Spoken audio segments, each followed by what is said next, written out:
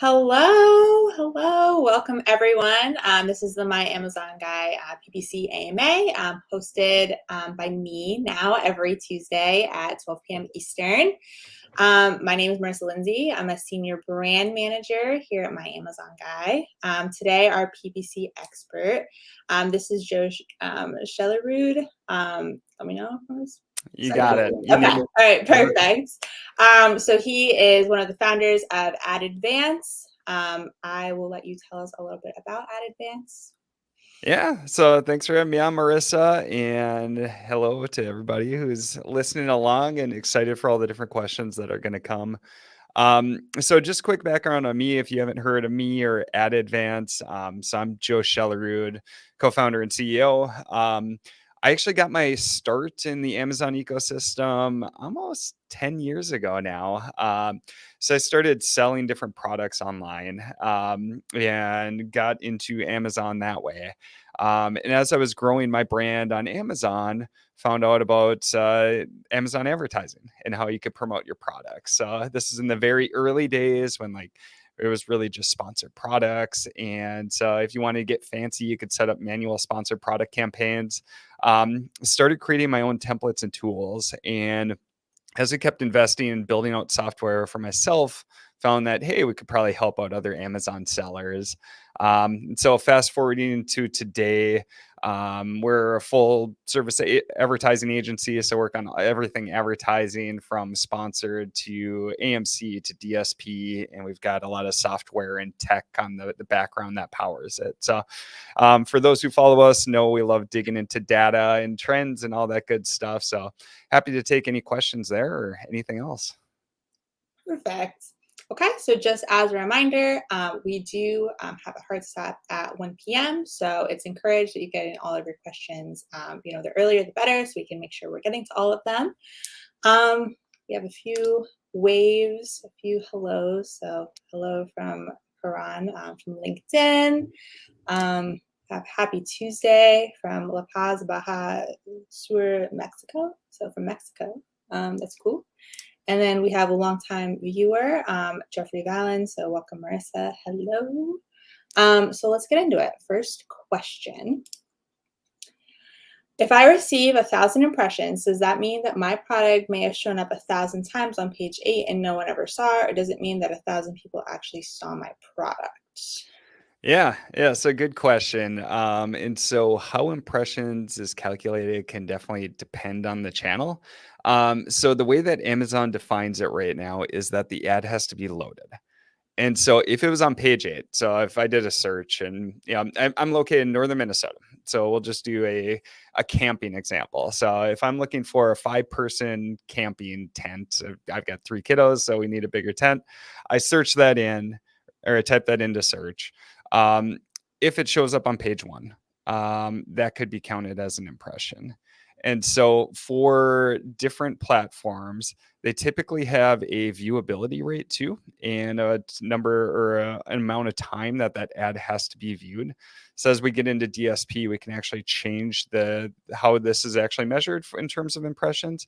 So you don't have to worry that if it would show up on page 8, but nobody clicks through, that's not going to be counted as impression. So Amazon defines it once it loads.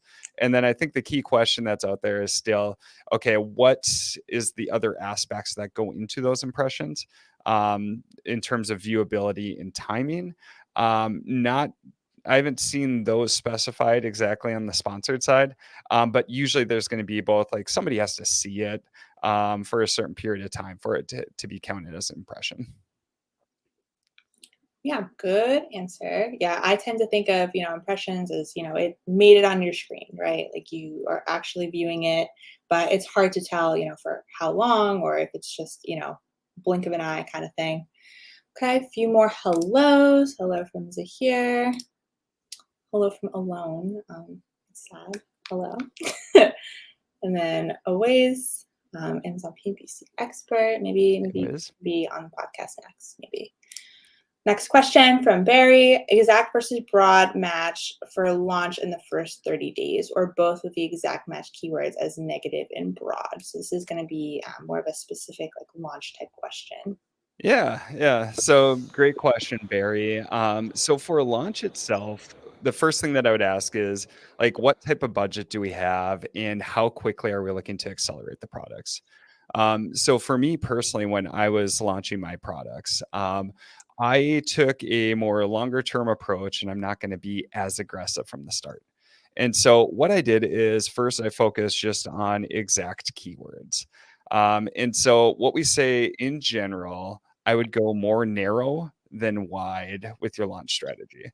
And so if you can take a look and say, okay, what's the core keywords that I feel like I should rank for with my product? And I'm going to dedicate the majority of my budget to those. Then I can use exact to make sure that I'm really using that budget to a very fine tuned extent. That being said, it's great to start generating longer tail keywords too. And so that's where broad comes in the mix. And so if I'm looking at it from like a general launch standpoint, I would say dedicate the majority of your budget, say 70 to 80% to exact match. But then at the same time, you can start to be building out that longer tail or that funnel piece using, say, like broad or auto campaigns. And so what we're trying to do is one, get our products ranked from the start. So really trying to drive that ranking through sales velocity with the exact match keywords.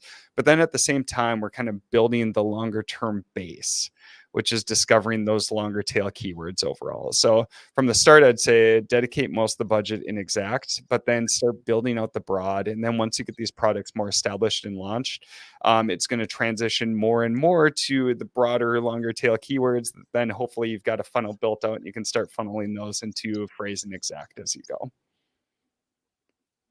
Yeah, it's a good answer.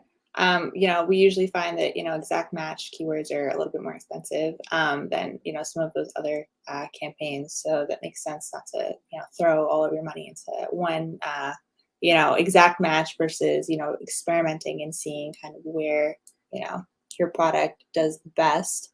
Yep. Yeah, I think it's kind of a balance there between paying up a little bit more, but being hyper targeted, Yeah, especially when your advertising budget's going to be more limited from the start. So where can I get the best bang for my buck? It's probably going to be a little bit more targeted, but like you're saying too, that broader reach, you can typically get a little bit lower cost per click, and then you can build upon that and discover longer tail keywords. exactly. Okay, next question from Strike Club. On top of search, when I search my product's keyword, my product comes up first on a mobile phone, but I notice it doesn't show as the first product when I search it on a desktop. How can I fix this? Sure. Yeah. So this one, it's just going to be different ways that the algorithms work out on the advertising side between mobile and desktop. And so, unfortunately, we don't have any direct control between where the products are shown between, say, mobile or desktop. It'd be awesome if we did. And so, since you can't do that, the only way to really fix this is getting more aggressive on your top of search settings or the underlying bids. And so that's the key way to do it. Hopefully, as you start converting more on desktop, the relevancy factor will expand and you start getting positioned in front of your competitors there.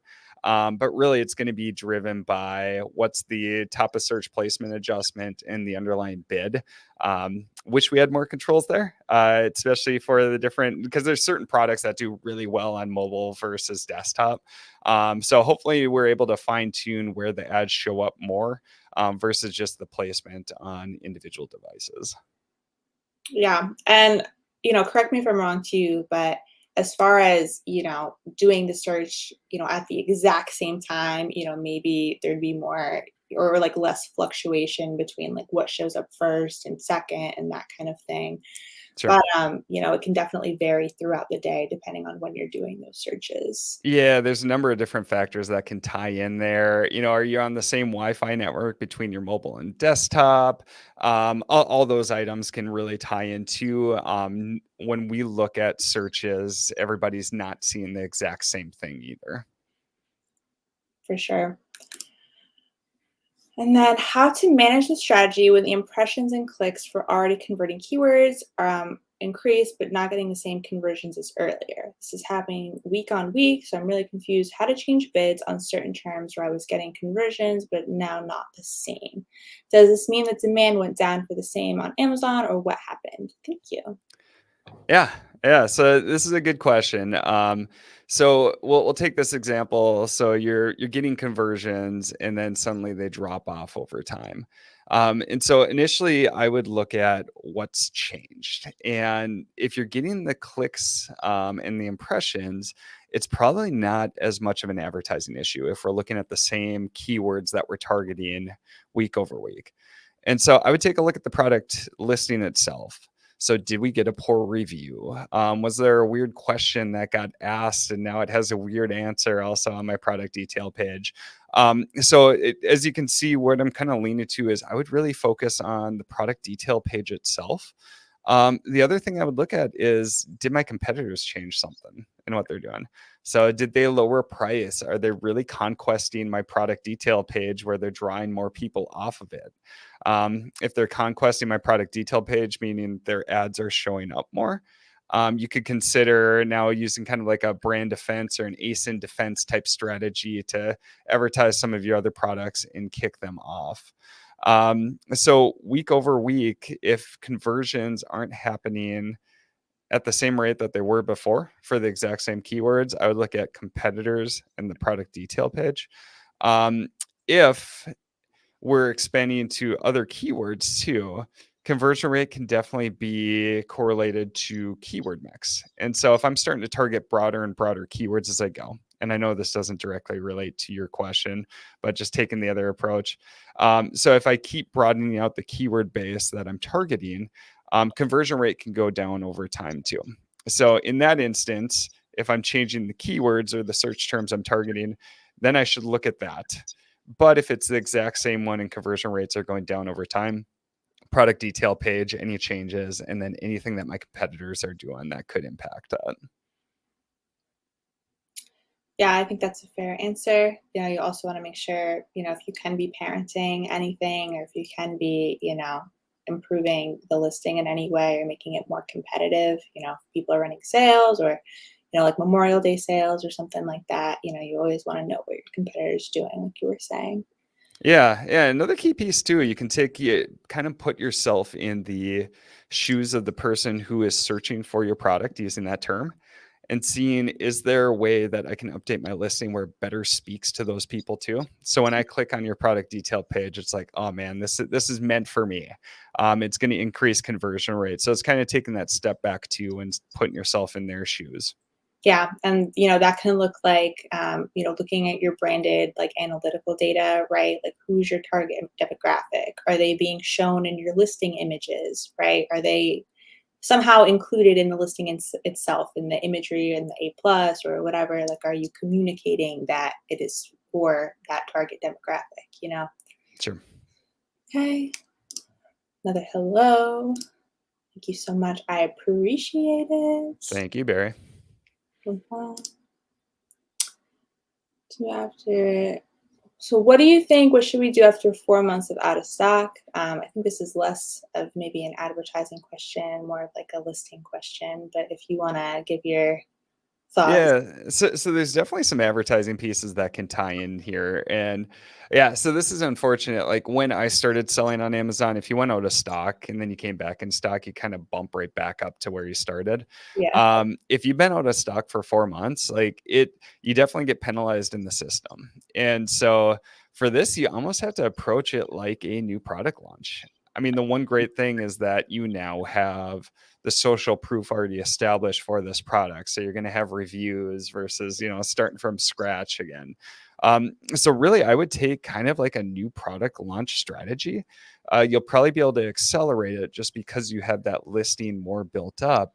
But again, I would start with, all right, let's really target a core amount of keywords that we feel like we should be ranking for again, and try to establish that initial sales velocity, get that flywheel spinning. And then as you get the flywheel spinning, now it's allocating other budget to that lower funnel and building that up again. But I would kind of treat it like a new product launch. Yep, let's try to get those initial sales going with the most relevant keywords I've got. And then at that point, now I can start to expand things out again. yeah, and depending, if your social media is strong and that kind of thing, you can do attribution. You can also try to kind of, get some outside traffic to your Amazon listing if, Amazon is kind of penalizing you with BSR and stuff like that, once you're in stock again. So that could be an option. Yeah, I love that too. Like if you have different like cross sales you could do, or if it's a consumable product and you can get people to purchase again by reaching out to them, that can be a great way to get that jump started again. Another one from Jeffrey. Can I find out how many times a customer used the buy it again button in the past orders section of their account? Let's see, for the buy it again button, no. There's different ways that you can get the lifetime value of a customer. So for instance, we're using Amazon Marketing Cloud quite a bit. And so for those who aren't familiar, Amazon Marketing Cloud essentially is a way that we can get access to Amazon's database. But their database, like any outputs that are provided, they're totally anonymized and everything like that. The downfall is that you had to have Amazon DSP entity access, and had to be running DSP. So for like overall lifetime value, that's the best way to do it.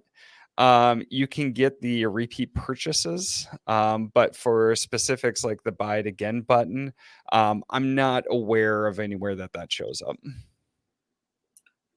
Yeah. Amazon is very protective as far as like what information that they do, give out to, sellers and that kind of thing.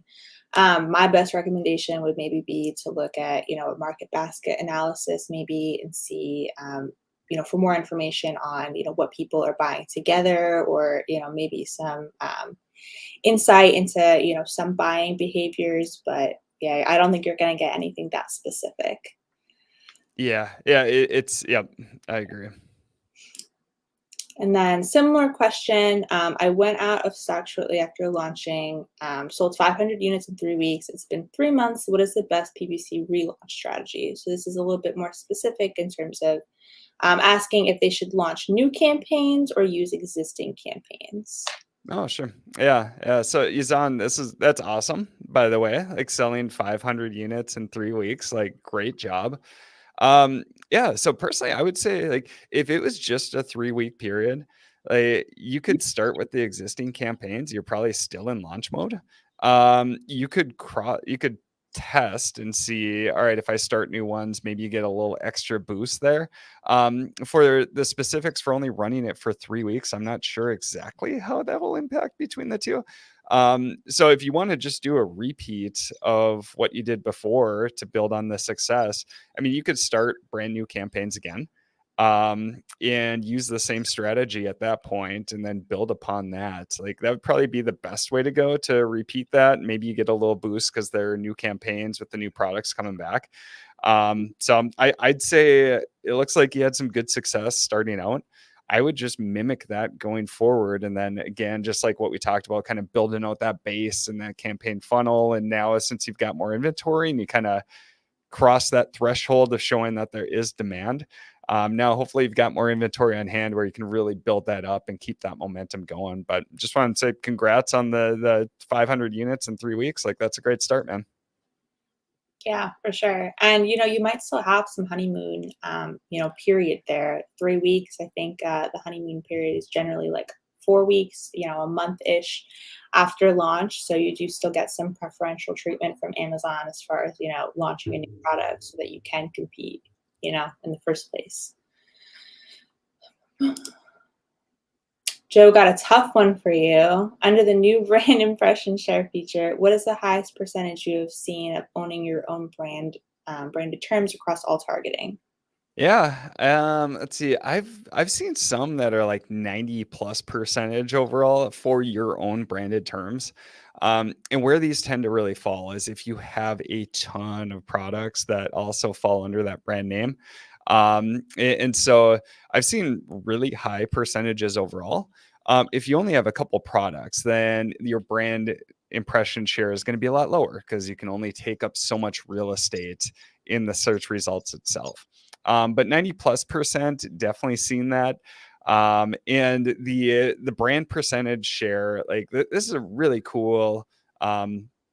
Oh, and sorry, you're saying new brand. Like impression share. I was thinking of the brand percentage impression share. So new to brand, I would have to say I've seen probably up to like 40-50% overall. So not as high. So just to differentiate, the brand impression share. So how much do you own of the search results? I've seen up to 90%. New to brand impression share, I would have to look honestly, but I know I've seen some 50s for sure that have been in there. I'm sure we could find some off cases where it's even higher than that. And so that's the measure of new to brand customers who are purchasing that are coming in. So just want to differentiate between those two, but the brand impression share and the brand purchase share and everything else like that, some really cool metrics that Amazon's been launching lately that we've been able to utilize. And then another one from Jeffrey, can I find out how many times a customer viewed a video in the premium A+ content section of my detail page? So this question, I know the answer to, I You think. got it. So while I don't think you can see exactly this, I know you can A/B test premium A+ versus regular A+ content.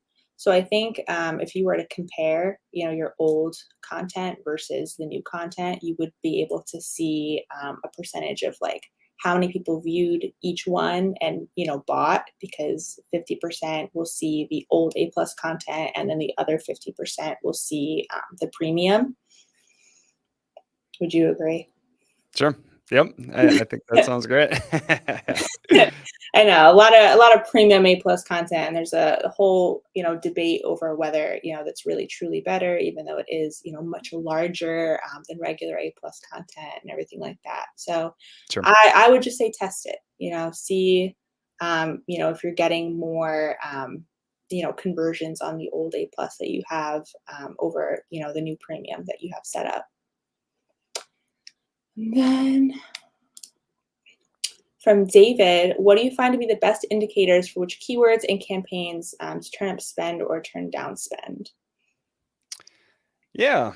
So when we're looking at expanding spend overall, um, typically what we're doing is we have the foundation built out for campaigns. And so when I say the foundation, like we've got all the major search terms and keywords, those are fine tuned.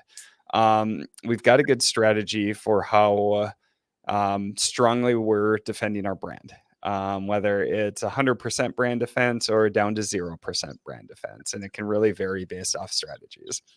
And so when we're looking to turn up and down spend, typically where it falls is starting to get longer tail.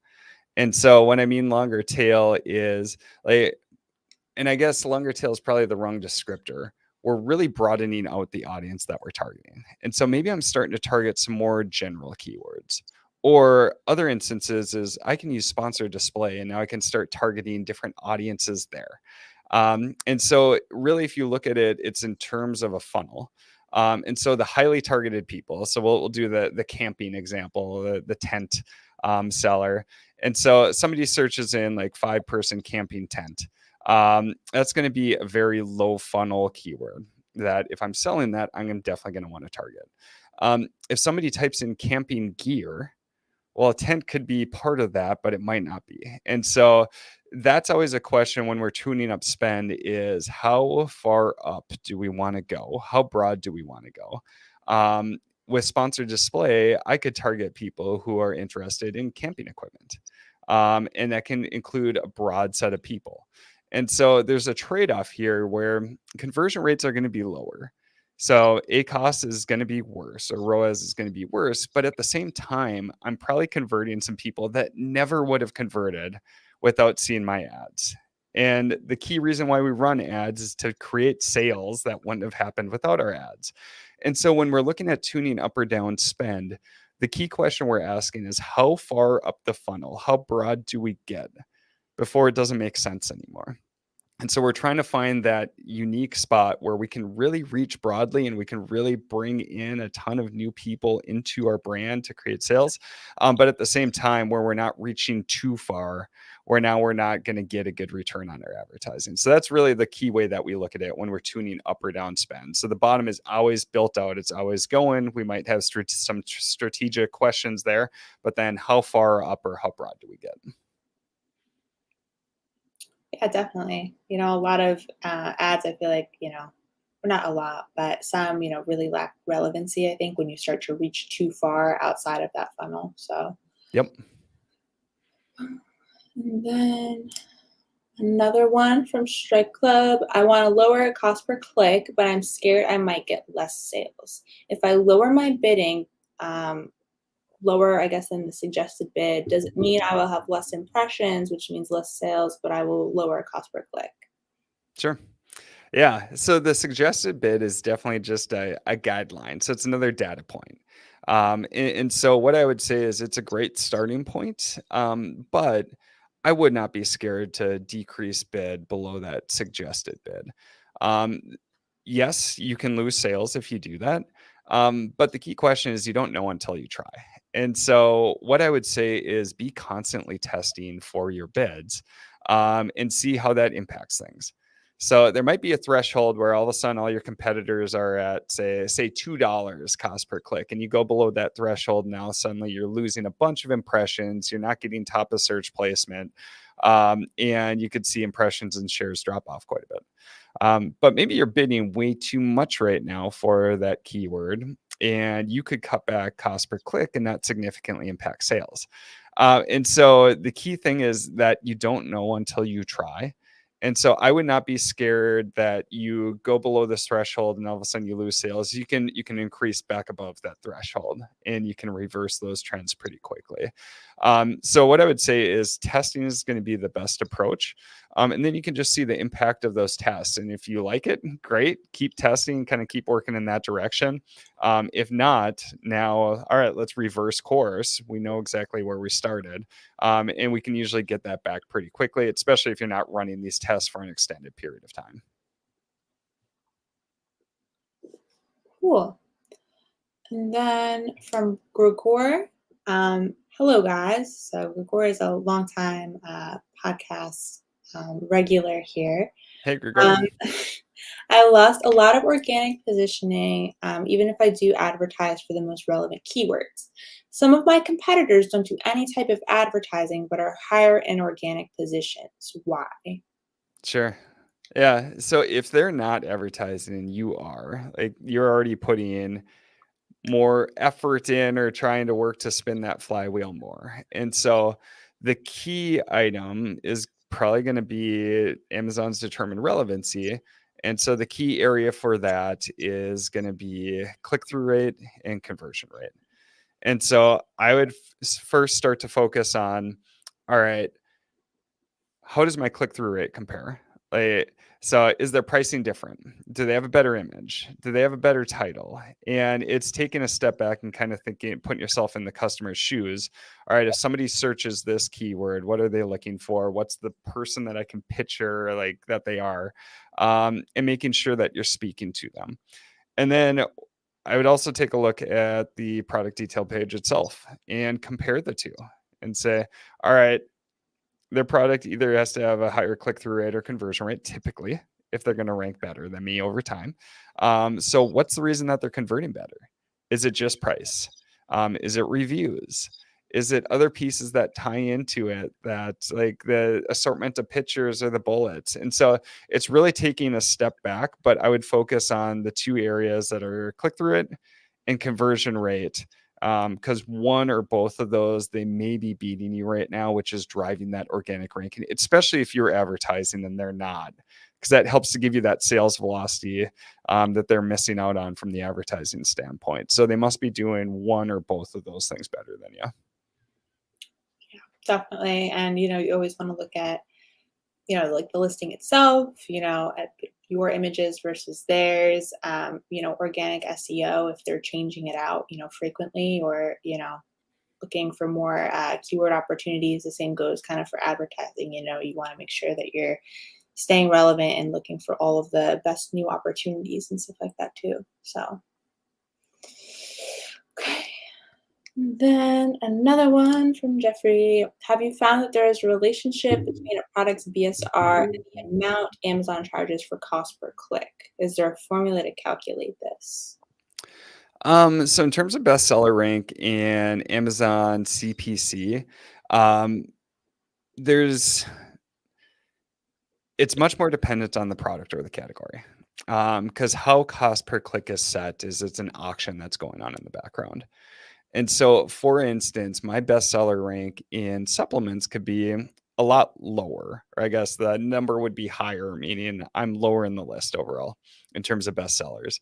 But my cost per click could still be extremely high. And the reason for that is like with supplements, people are usually coming back to purchase again. The margins are great. And so you have this really high lifetime value in a super competitive category where it's pretty hard to make yourself stand out or differentiate. Because you can just see the pills or whatever it looks like. And so you just can't see those features externally. And so for something like, say, supplements that has these other category factors, um, cost per click is definitely not going to correlate just to your ranking, your bestseller rank overall. And so overall, in terms of like, if I look at that, I would say it's going to be much more product or category dependent and what are my competitors doing? Because at the end of the day, a cost per click is set by an auction, which hopefully is set by rational advertisers that are bidding appropriately for the returns that they're getting. So I would look much more at like category benchmarks versus like actual BSR. Yeah. And then from Hassan, launched a new product in the USA market, going aggressive on sponsored product campaigns, but still not seeing my ad on Amazon. It's getting very little amounts of impressions and clicks. Sure.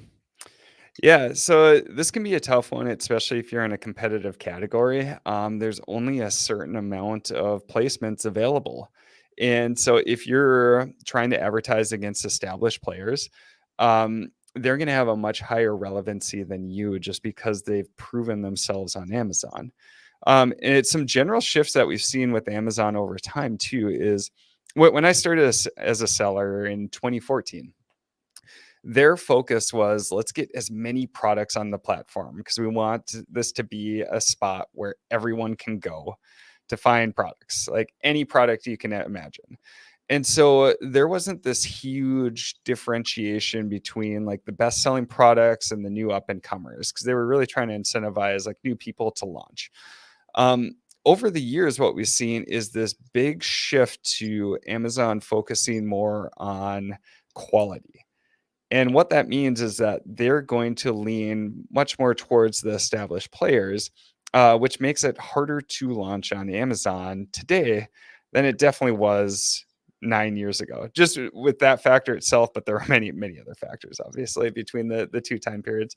And so, what I would say is if you're having trouble getting your sponsored product campaigns going, you may have to get extremely aggressive from the start in terms of what bids you're using. And another way that you can help ratchet this up is in terms of like top of search placement adjustments too. And so, from a ranking perspective, top of search is great because the ads tend to convert at twice the rate of rest of search or product detail page. And so, they give good flags in terms of like organic ranking. And so, it may just be starting to try to spin that flywheel. And hopefully, you only have to pay up for those placements early on and they can ratchet that down pretty quick. So, now Amazon's seeing that you're generating that performance.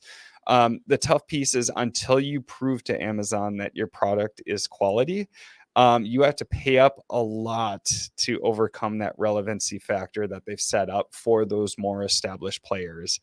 Just because, from a customer perspective, they want to make sure that their customers are getting recommended the highest quality products. And so, by you paying a lot more, it's giving an indication that, hey, yep, you really believe in this product. And then at the end of the day, it's trying to meet that relevancy threshold that they set. So, unfortunately, the only couple ways to do it is through bids, or else you can look at the keyword targeting strategy too, maybe trying to get much more long tail where there's going to be less competition. you could start there, then maybe build up the sales velocity there, and then start to expand more to these higher competitive keywords that you're targeting. Yeah. And, you know, for new product launches, we see Vine sometimes be, you know, a good tool for gaining some reviews, you know, especially if, you know, your product is not super, I guess, like technical, or, you know, there's not too much of a learning curve associated with using it. Vine can be a really good program. I think it's $200 an ASIN to enroll. And you can get up to 30 new reviews. So like with that said, if you already have 2 reviews, you can only get an additional 28, or, you know, stuff like that. But I have seen that be a really successful tactic for, you know, looking or making your listing look more legitimate and having more people try it, leave feedback. Yeah, yeah, those initial reviews are so huge. When people click into a product and I see 10 plus versus 0 to 10, like, or 10 to 30, like those are going to make a significant difference in the amount of people who purchase after the click. And the amount of people who purchase after the click is really important into how Amazon shows and ranks our products overall. So the more social proof that you can get from the start, the better. And that's only going to help your advertising achieve much better results overall. Because I can have the same click, but if my product converts at quite a higher rate, it's going to lead to a lot more sales, which makes my advertising look a lot better too. Another one from Karan. So I have one more query. I am quite hesitant to advertise a seasonal product. Can you suggest any strategies where we can look into? Highly appreciated. Yeah. Yeah. No, this is a great question, Karan. So for seasonal products, and I was selling seasonal products too. So I was selling these organic chemistry molecular model kits. Super cool, I know. I'm a chemical engineer by background. And so they're used for OChem courses in colleges. And so I would have this big spike up before different semesters started. So, you know, coming in August timeframe. And then it was weird. It was like right after the Q4 holiday shopping period is when my sales would go wild. And so what you can do for seasonal products is you can use the search query performance report. So the search query performance report, you can go back and pull weekly snapshots. And you can go back to 2021, I believe. So you can get at least a full year's worth of information. And you can take a look and see when those search queries start to spike. So when do people start searching for your seasonal product? And what I would say is some people will wait until that season really starts and they'll start advertising then. But a really effective strategy is starting before that peak. Um, and the key reason is that there's 2 major benefits. So one is I can get my advertising fine-tuned before they really start to spend as seasonality ramps up. So that's a basic one. But the other one is if I can start to get some of those sales that start coming in early, my sales velocity is going to look a lot better than my competitors. And so I can kind of help jumpstart my sales velocity, which helps with relevancy on the ad side, can help with organic rank. And so if I can get more of those sales early on, I don't have to spend as much. But now I'm coming with a big competitive edge as I go into that seasonal time period. So typically what we'll do is 2 to 6 weeks ahead of time, depending on the product and how seasonal the spike is, we'll start advertising. We'll advertise decently aggressively, especially for those major, like high relevancy keywords, to get that sales velocity established. And then at that point, once seasonality really starts to ramp up, we're sitting at a much better position, which just kind of helps to feed it too. Because if I'm ranking first now instead of third, the likelihood that people buy after purchase goes up quite a bit too. And so it's kind of this self-fulfilling prophecy. So if you can get yourself in a good position before that seasonality kicks off, you're going to have a lot better likelihood of success during the seasonal time. Yeah, definitely. You know, for Father's Day coming up and that kind of thing, you know, I'm seeing people advertise for that even now. So it depends, you know, again, how seasonal your product is, and target markets for sure. Sure. And then what is your process when auditing an account? So this is just general, whatever, Yeah. yeah, part of your Yeah. process. Sure. Yeah. So our process, so we've got our own tech built out. And so we have a couple different approaches we can do. So one is you can sign up for a free campaign review on our website. So you go to adevents.com and you can sign up and directly link into the API. And so this will pull you out a whole benchmark report on where we see gaps, where we see things that are looking really good. And so when we're looking at the accounts, we're trying to see if we step in, how much extra value can we add overall? And so, we're looking at sponsored products, like how much is like our placement adjustments used? Like, are you funneling product targets from sponsored products to sponsored display? Are you doing retargeting or repurchases? Are you starting to consider running like Amazon DSP? We look at each of these pieces and try to pick apart, all right, from like a funnel structure. How well are search terms and product targets? How well are they shared between all the different ad types? Are you utilizing all the different ad types? How do these ad types, their performance compare to our benchmarks and how we know they should typically perform? Are there any upper funnel opportunities that you may be missing out on? And then we do a really big deep dive on the product too, because if the product is struggling, like or isn't converting well or isn't living up to like product level benchmarks, advertising is going to be really hard to. And so that's why we always start with the product first. What's that look like? And then if the product looks well, it looks established, it looks competitive, then we really start doing a deep dive into the campaigns overall. So I could talk to you for hours about our full audit process and what that looks like. But really, it's like, are you doing all the basics well? Are you starting to do more of the advanced tactics well? How strong is your utilization of all the new features? And then is there any opportunities that you're leaving on the table? Yeah. And then from Brian Beeler, for increasing impressions and hopefully sales while keeping ACoS low, would increasing bids using match type downgrade only be suggested, or would you suggest another match type strategy? Let's see. So for increasing impressions. Okay, so this is essentially trying to get a little bit lower cost per click while maintaining the impressions overall. And so I would say like, and generally like Marissa, what you said too, you'll typically see a little bit lower cost per click on say like broad match than you do for exact match. And that's typically what we see too. And so for downgrading it, the downside is as you get broader, you can get a lot more keywords that you're hitting to. And so that specific search term that you were targeting on the exact side, you might be getting a little bit lower cost per click on it if it is broader, but you could expand it out. Now you might be spending on a lot of other keywords too. So you can use negatives to try to really box it in overall. But I would say, in terms of overall impact, probably not going to be a huge impact overall. And so what I would say is instead of like trying to go through, and you can do the tests and see between the different match types what this looks like between broad and exact. So it definitely doesn't hurt to test, and you could even flip back and forth between the different campaigns if you wanted to like do a true split test. That could be a great way to go. For me, what I would be looking at is like of those impressions that I'm getting, like you know like one common thing we see is say if I look at like brand defense campaigns, so I'm defending my brand, so somebody searches for whatever my camping tent company's name is, I show up first. um, you can get a really low ACoS there and you can drive a lot of impressions with your ads.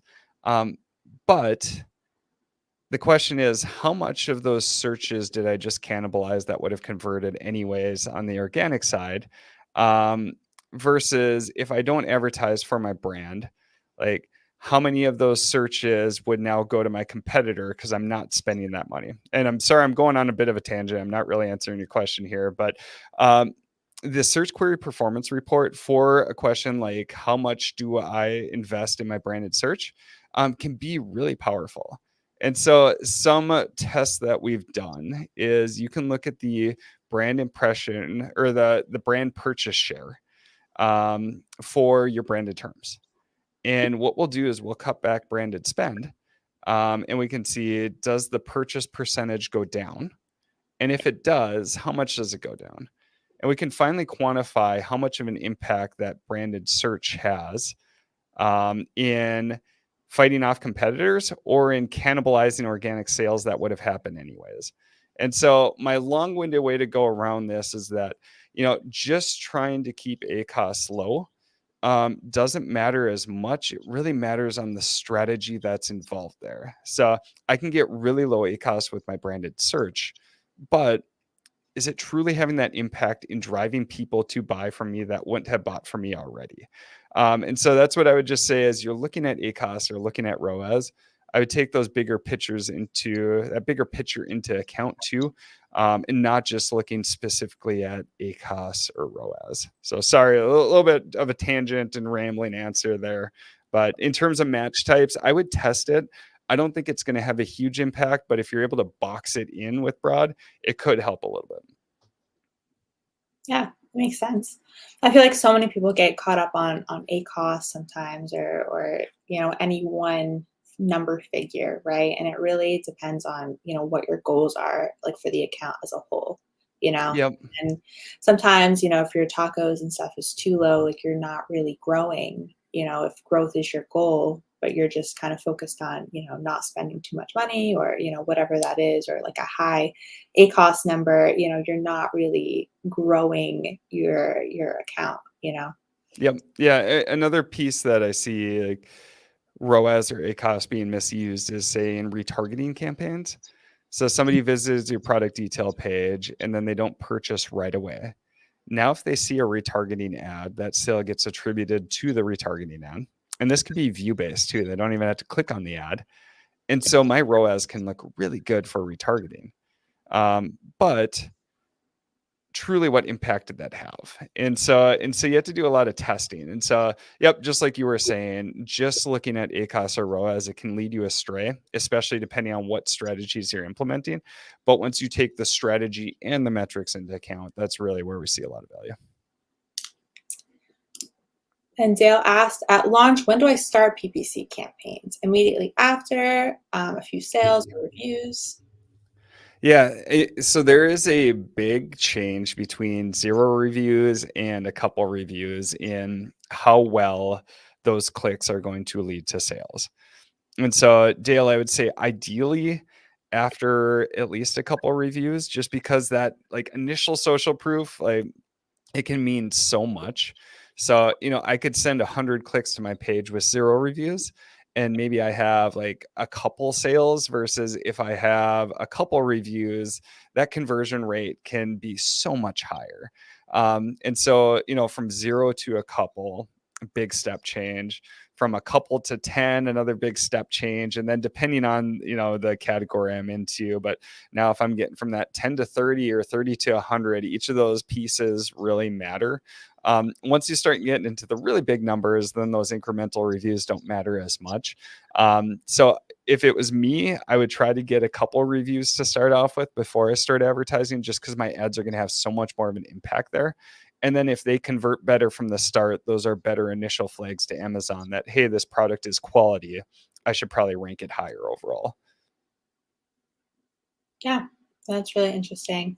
At my Amazon guy, we tend to do like ad like setups or audits, like sometimes before the product even launches. But like you said, you do run into the issue of having an initially really high cost, or really high spend, just because you don't really have any history as far as like sales or reviews or anything like that. So Sure. Yep. And starting from the start, like there's definitely nothing wrong with that either, because it gets those initial eyeballs on the page. It gets that initial traffic. And so you need traffic to create sales too. And so, yeah. without that, and if you're not able to get those initial reviews too, like, then advertising is the way to go to really turbocharge that up. when I started selling, you could actually give away products in exchange for a review, and it was totally TOS compliant. Yep. So it was a major shift when that changed, because now those initial reviews are so much more valuable. Yeah. And then Joe just posted on LinkedIn, but he's also live here. I suppose that this shows a lookalike imposter. That's I that is awesome. So we schedule our content ahead of time. Yeah, so I like that. I don't know if I'm the imposter or the person writing is the imposter, but there's multiple of me running around. Caught. And then this is possibly our last question, maybe second to last, depending on how long. But I want to make sure we have enough time to do all of our plugs and that kind of thing at the end. So from Maz, does pausing a campaign or an ad group with the toggle button delete the algorithm's history for that specific campaign? Any ideas on this? No. So when you pause a campaign, you can start it back up again. In terms of how the algorithm reacts and everything after some downtime, it definitely there's a ton of factors that tie into it. So as long as you don't archive, because if you archive, then you can't go back. So pausing should be totally fine. If you're paused for quite a long time and sales velocity drops down, you might have to battle that, get it back up again. But in terms of just pausing it, no major issues. Cool. And we have a few thank yous. So thank you. Appreciate it. Thank you. Yeah. And then let's pick one more.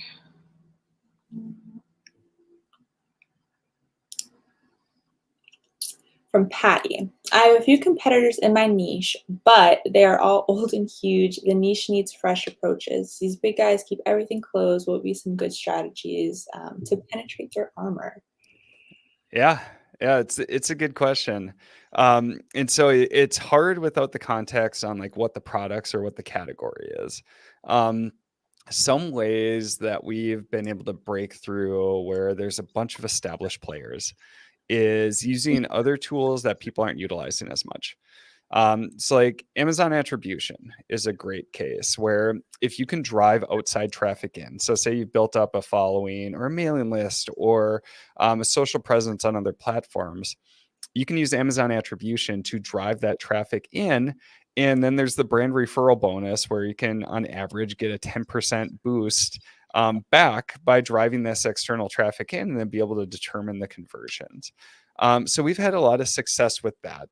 Another key piece that we've seen is utilizing more upper funnel strategies that the competitors aren't utilizing. So Amazon DSP has been really big. And what you can do is, like, for instance, I can create an audience with Amazon DSP where I can find people who viewed my competitor's product detail page, but didn't turn into a sale and also didn't purchase from me.